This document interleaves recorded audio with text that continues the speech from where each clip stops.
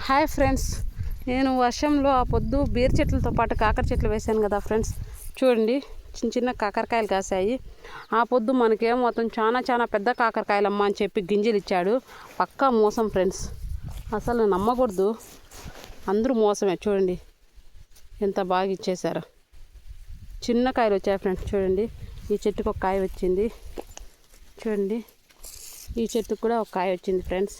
చూసారా, అప్పుడే పురుగు వచ్చేసింది. చూడండి ఫ్రెండ్స్, దీనిపైకి ఎంత బాగా వచ్చిందో. గ్రీన్ కలర్ పురుగు కనిపిస్తుందా? ఏ విధంగా పురుగు వచ్చి వాళ్ళిందో చూడండి ఫ్రెండ్స్. చూసారా ఏ విధంగా ఉందో?